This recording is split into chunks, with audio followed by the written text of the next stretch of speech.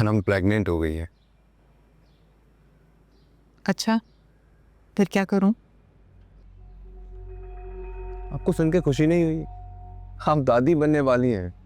अनम तुम्हारे साथ रहना नहीं चाहती, खुला लेना चाहती है वो तुमसे। क्या भूल गए हो तुम? कोर्ट से आया नोटिस दिखाऊं तुम्हें?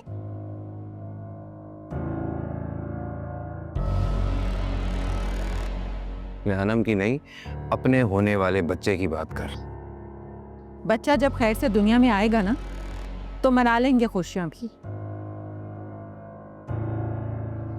हाँ, अगर तुम ये सोच रहे हो कि मैं जज्बाती होकर तुम्हारे साथ अनम को उसके घर मनाने के लिए चलूंगी, तो ये तुम्हारी भूल है। अम्मी आप अनम अब इस घर में मेरे मरने के बाद ही आ सकती है, तो दुआ करो कि मैं मर जाऊं। अल्लाह ना करे, कैसी बातें कर रही हैं आप? इतनी बड़ी खुशखबरी मिली आज। खुशखबरी? वो जो हॉस्पिटल में तुम्हारे मुंह पर फाइल मारकर सुनाई गई है। तुम में जरा सी भी सेल्फ रिस्पेक्ट है फहद? अगर तुम्हारी जगह कोई और होता ना, तो उसकी इस हरकत पर थप्पड़ मारता उसे।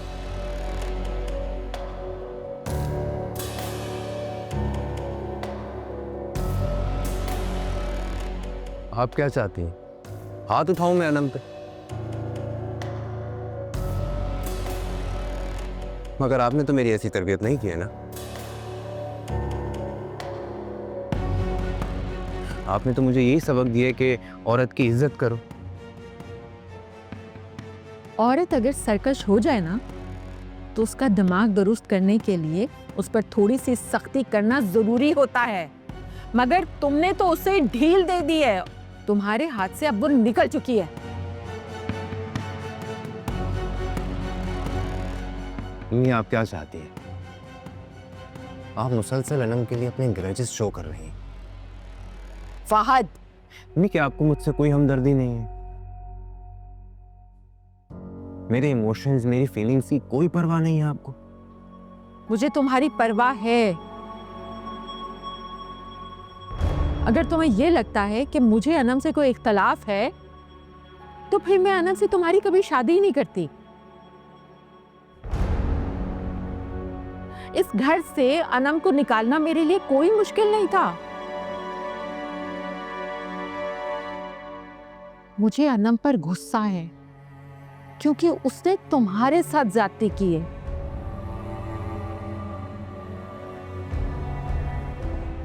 उसने तुम पर इल्जामात लगाए हैं और तुम पर बदकिरदारी की मोहर जब्त करने के लिए वो तुम्हें कोर्ट तक ले गई है। और इस पर भी उसका दिल नहीं भरा ना, तो उसने बिजनेस में तुम्हें परेशानियां देनी शुरू कर दी।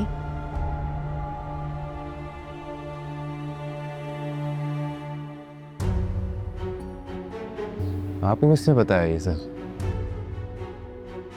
तुम्हें क्या लगता है मैं तुमसे बेखबर हूं? ऐसी बातें छुपती नहीं है बेटा।